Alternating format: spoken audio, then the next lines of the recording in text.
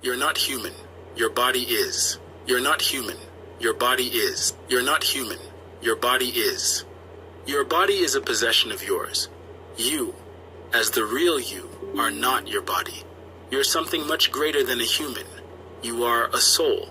You don't have a soul, you are the soul it's human. As the real you are not your body. You're something much greater than a human. You are a soul.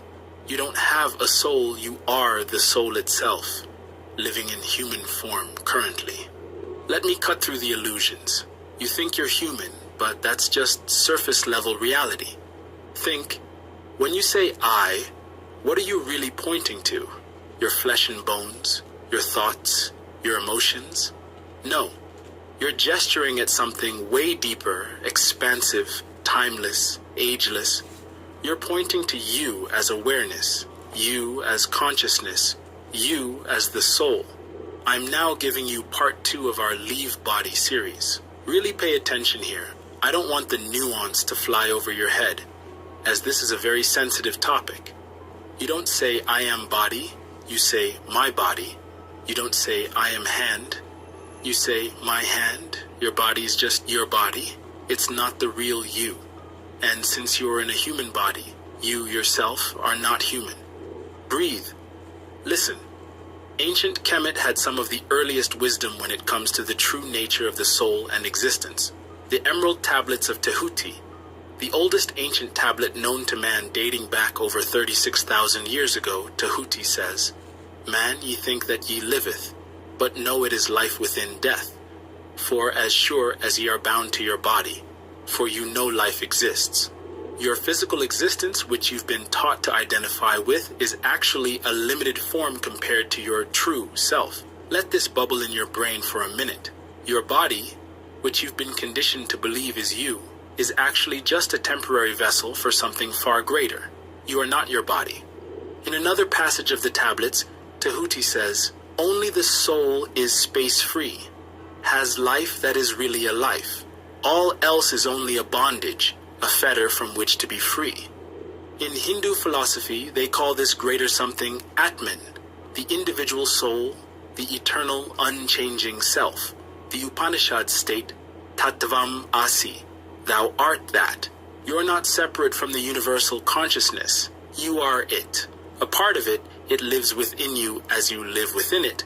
But how can you be something beyond your body, beyond your thoughts and emotions? The answer lies in understanding the nature of consciousness itself. Vedantic philosophy breaks it down into 4 states of consciousness: waking, dreaming, deep sleep, and turiya. The first 3 you know well, but it's the 4th state, turiya, that holds the key to your true nature. Turiya is pure consciousness, awareness without object. It's the canvas on which all experience is painted. Think.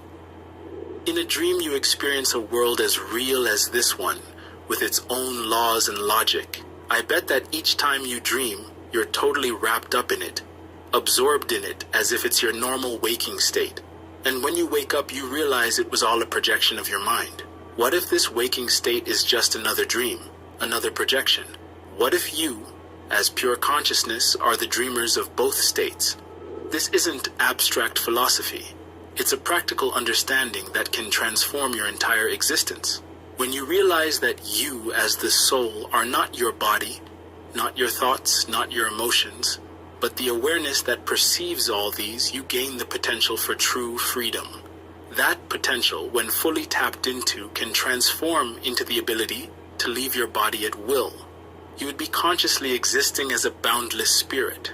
You can break free from the limitations of the physical world. You can leave your body.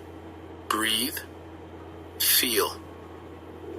The Tibetan Book of the Dead speaks of the Bardo state, a state of consciousness existing without physical form. In this state, the soul encounters various apparitions, both peaceful and wrathful. These apparitions are said to be higher dimensional entities, some working for positive, and others for negative purposes. The enlightened soul sees through the illusion and gains liberation from any wrathful entities. You are that soul. Right now, at this moment, you're experiencing the human state, but it's not who you are. It's an experience you're having, a role you're playing, If you want to learn how to break free from this role, then give us a like and subscribe. We'll continue to teach you how while you help us grow. Now, let me teach you about the evolution of the soul.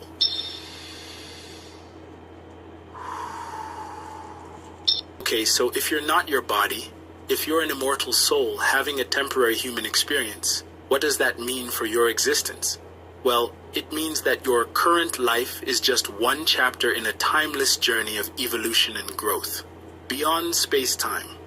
Reincarnation isn't about your body being reborn. It's about you, the soul, choosing or in some instances being forced to incarnate in different forms to learn, grow, and evolve. Each lifetime is a classroom filled with wisdom, and most of that wisdom is in the seemingly mundane.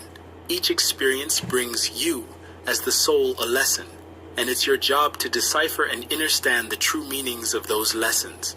In the Bhagavad Gita, Krishna tells Arjuna, as a person puts on new garments, giving up old ones, the soul similarly accepts new material bodies, giving up the old and useless ones. Let me say that again. Krishna says, as a person puts on new garments, giving up old ones, the soul similarly accepts new material bodies, giving up the old and useless ones. Your body is like a garment that you, the soul, wear for a time and then discard. You are not human, and that's okay. Breathe, think, feel. But why would an immortal soul choose to limit itself in a physical form? The answer lies in the nature of spiritual evolution. Just as a muscle grows stronger through resistance, a soul grows in wisdom and soul force through the challenges of physical existence. Soul force is what Tahuti, also known as Thoth, the Atlantean describes as the heart of the flame. The ancient Egyptians called it Ra, the Vedas Prana, the Taoists Chi. It's all the same soul force, and that force isn't just within your body, it's one with the universal spirit of creation. Breathe. Haven't your greatest growth moments come from your biggest challenges? Haven't your deepest insights emerged from your darkest times?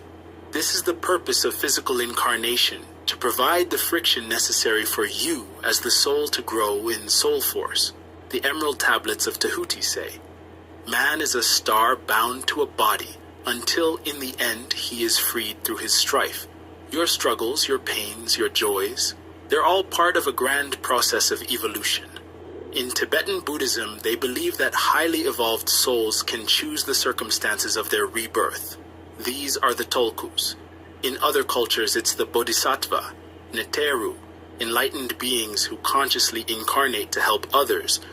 But even if you're not at that level of evolution yet, you're still making choices. In the Bardo state between lives, you, as the soul, look back and review your past lives and choose the conditions for your next incarnation based on what you need to learn. Let me say that again.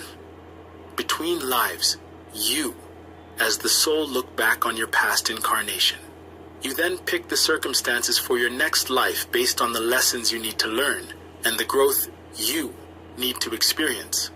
This is why the Tibetan practice of Phowa is crucial in their tradition. It prepares you for the moment of death and the choices that follow. It teaches you to recognize the true nature of reality, even in the face of death, allowing you to make conscious choices about your next incarnation. You're on a timeless journey of soul evolution. Your current lifetime, with all its ups and downs, is just one chapter of a big adventure. Comment below if you want to truly experience timelessness as a soul consciously.